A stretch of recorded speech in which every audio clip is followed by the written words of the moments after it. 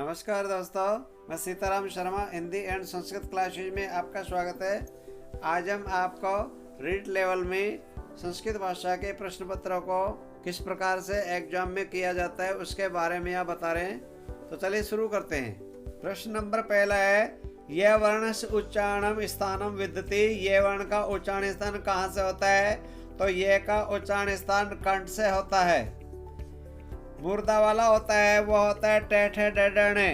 तालु वाला होता है वो होता है चे छे जे जे ये। और दंता है वो होता है पे फे बे बे में।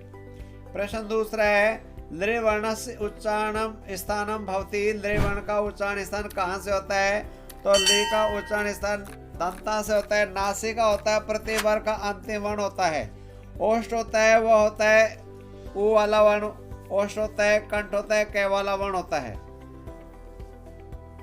प्रश्न तीसरा है, ओ स्वर वर्ण से उच्चारण स्थानम विदिति।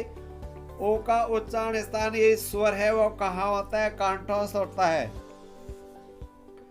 प्रश्न चौथा है, ऊष्म वर्ण वर्तते। निम्न में से ऊष्म वर्ण कौन सा है? तो ऊष्म वर्ण है वो है। प्रश्न पांचवा है, नदी शब्द से द्वितीय विभक्ति बहुवचन रूप में भवति। नदी शब्द का द्वितीय विभक्ति का बहुवचन रूप होगा नदी, विसर्ग वाला हो जाएगा। प्रश्न छठा है, अस्म शब्द से तृतीय वचने रूपम विद्यते।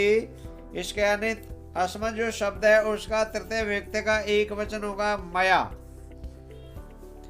प्रश्न सातवां है, तत् शब्द से पुलिंगे शब्द में क्या वचने रूपम अस्ति। यानी जो तत् शब्द है उसका सप्तमी व्यक्ति का एक वचन रूप होगा तस्मिन्। प्रश्न आठवां है, मुनि शब्द से षष्ठी बहुवचने रूपम भवति। मुनि शब्द का षष्ठी बहुवचन रूप होगा मुनि नामे। प्रश्न नौवां है, दा धातु लट लकार से प्रथम पुरुष बहुवचन रूपम वर्तते। इसका हो जाएगा ददंती, क्योंकि ददती ददते ददंती, दस्सी दत्ते ददत, ददामी ददाव ददामे। प्रश्न 10वां है, क्री धातु लट लकार से मध्यम पुरुषी वचने रूपम विद्यते। क्री धातु का लट लकार मध्यम पुरुषी एक वचन होगा तो होगा करोसी। प्रश्न 11वां है, पट धातु लंग लकार से उत्तम पुरुषी एक वचने रूपम अस्सी। तो ये पट धातु का हो जाएगा ए पठम, क्योंकि लंग लकार होता है वह भूतकाल में प्रयोग किया जाता है तो इसका होगा ए पठम। प्रश्न 12वां है, शिव धातु लृट लकार से उत्तम पुरुष बहुवचने रूपम वर्तते। शिव धातु का हो जाएगा सेविष्यामहि, तो उत्तर हो जाएगा सेविष्यामहि। प्रश्न 13वां है, ग्रहम वृक्ष संति रिक्त स्थानम पूर्यते। इसके रिक्त स्थान की पूर्ति होती है परितय। परितय का अर्थ होता है चारों ओर, यानी घर की चारों ओर वृक्ष है। अगर हम इन अव्यय शब्दों का प्रयोग करेंगे तो एक एक का अर्थ लगा कर देख लेंगे तो अर्थ के माध्यम से हमको मालूम पड़ जाता है, तो इसका उत्तर होगा परितय। प्रश्न 14वां है, वयम विद्यालयम रिक्त स्थान गच्छामि रिक्त स्थानम समुच्चय शब्द पूर्यते। तो इसका हो जाएगा प्रति, यानी हम विद्यालय की ओर जाते हैं। प्रति का अर्थ होता है की ओर। प्रश्न 15वां है, रुच धातु यौगिक कारक भवति। रुच धातु में कौन से कारक का प्रयोग किया जाता है? तो हमेशा रुच धातु होता है वहां पर संप्रदान कारक का प्रयोग किया जाता है।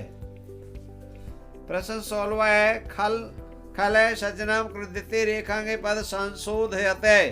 तो यहाँ पर यानी जो खल के रूप में हमेशा सज्जनाएं का प्रयोग किया जाएगा, चतुर्थ व्यक्ति का प्रयोग किया जा रहा है। प्रश्न 17वां है, लाकृति इत्यस्य संधि विच्छेदम करणीयम।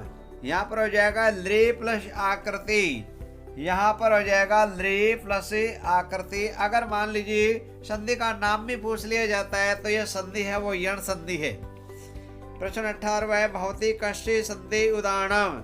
यानी भवती है वह कौन सी संधि है? इसमें आयादी संधि है, जहाँ पर अय आय अव आव की ध्वनि आती है वहाँ ए ऐ और अव का प्रयोग किया जाता है। तो यहाँ पर हो जाएगा अयादी संधि है। एक अयादी संधि संस्कृत भाषा में यह हिंदी भाषा में ऐसी संधि, इसमें कभी भी आधे वर्णों का प्रयोग नहीं किया जाता। प्रश्न 19 है वधुत्सव अश्य संधि विच्छेद विद्यते, तो इसका हो जाएगा वधु प्लस उत्सव। तो यहाँ पर हो जाएगा वधु यानी हमेशा बड़ा ऊ का प्रयोग किया जाता है। स्त्रीलिंग जो भी शब्द होता है उस शब्द के अंत में हमेशा बड़ी ई की मात्रा और बड़ा ऊ की मात्रा का प्रयोग किया जाता है। प्रश्न 20 है सचित अस्य संधि विच्छेद वर्तते, सचित में हो जाएगा सत प्लस इति।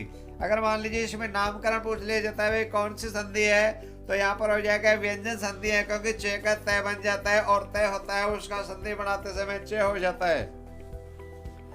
प्रश्न 21 है संस्कृति समाज गतिविधि, संस्कृत में समाज कितने होते हैं, तो संस्कृत में समास होते हैं पंचविधि, यानी 5 प्रकार के होते हैं। कॉम्पिटिशन एग्जाम में कैसे भी किसी प्रकार पूछा जा सकता है।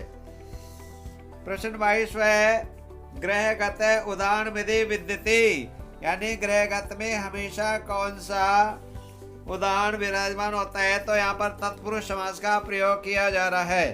तो यहाँ पर हो जाएगा तत्पुरुष समास। ग्रहगत यानी घर को गया हुआ, इसमें तत्पुरुष समास। अब तत्पुरुष समास में अगर नाम पूछ लिया जाता है तो इसमें जाएगा कर्म कारक है। प्रश्न 23 है हरिष्य हरस्य इत्यस्य समस्पदम वर्तते, तो इसका हो जाएगा इसमें हरि हरो, यानी यहाँ पर अगर मान लीजिए क्योंकि हरिष्य क्योंकि जहाँ पर हमेशा चय आ जाता है तो वहाँ पर हमेशा द्वंद्व समास का प्रयोग किया जाता है, तो हरि और हर हो गया। प्रश्न 24 है चंद्रशेखर पदस्या विग्रह करणीय, चंद्रशेखर का विग्रह होगा चंद्रस्य से यश से। अगर मान लीजिए यहाँ पर समास का नाम भी पूछ लिया जाता है तो इसमें हमेशा बहुब्री का प्रयोग किया जाता है, क्योंकि चंद्रमा है जिसके मस्तिष्क पर हमेशा बहुब्री समास में विग्रह करने पर यश से का प्रयोग किया जाता है, और हमेशा षष्ठी विभक्ति या सप्तमी विभक्ति का प्रयोग किया जाता है। जो चंद्रस्य शब्द है उसमें षष्ठी विभक्ति का प्रयोग किया गया, जबकि और में प्रयोग नहीं किया गया है। प्रश्न 25 है दाणे प्लस कत इत्यति प्रत्ययुक्त पदम भवती, इसमें कौन सा प्रत्यय होगा, इसमें होगा दत्त बन जाएगा। तो यहाँ पर हो जाएगा कत प्रत्यय का प्रयोग करते पर ये पद बनता है दत्त। प्रश्न 26 है पचनीय इत्यत्र प्रकृति प्रत्यय कौ, इसमें अनि पचनीय में हमेशा अन्यर प्रत्यय का प्रयोग किया जाता है। अन्यर प्रत्यय का प्रयोग किया जाता है जब रे का लोप हो जाता है और अन्य शेष बनता है, तो पची प्लस अन्यर हो गया, और इसमें रे को हटा देंगे तो पचनीय बन जाता है, मूल शब्द है वो पचनीय बन गया। प्रश्न 27 है नमे प्लस तुम प्रत्यय युक्त पदम किमी, तो यहाँ पर हो जाएगा नंतु में, यानी तुम प्रत्यय का प्रयोग किया जाता है। तुम प्रत्यय का प्रयोग हमेशा के लिए अर्थ में किया जाता है, तो नमस्कार करने के लिए नंतुम, इसमें तुम शेष रहता है। प्रश्न 28 है दरिद्र को दान देता है इत्यस्य संस्कृत अनुवाद करणीय, तो इसका हो जाएगा दरिद्राय दानम ददाति, तो यह हो जाएगा दरिद्र के लिए दान देता है। प्रश्न 29 है पिता पुत्र के साथ गया अस्य संस्कृत अनुवाद कर्तव्यम, तो इसका जगह पिता पुत्रेण से गच्छति से के रूप में हमेशा तृतीय व्यक्ति का प्रयोग किया जाता है, तो यह पुत्रेण में हमेशा तृतीय व्यक्ति हो गया, क्योंकि रामीण रामभ्याम रामी, इस प्रकार से। प्रश्न 30 है मेरा नाम गोपाल है अस्य संस्कृत अनुवाद विधि, तो जाएगा मम नामे गोपाल है, तो यहाँ पर हो जाएगा मेरा नाम गोपाल है। अगर आपको ये वीडियो अच्छी लगी तो आप इसे लाइक करें तथा हमारे इस चैनल को सब्सक्राइब करें, ताकि अगली वीडियो का नोटिफिकेशन आपको मिल सके।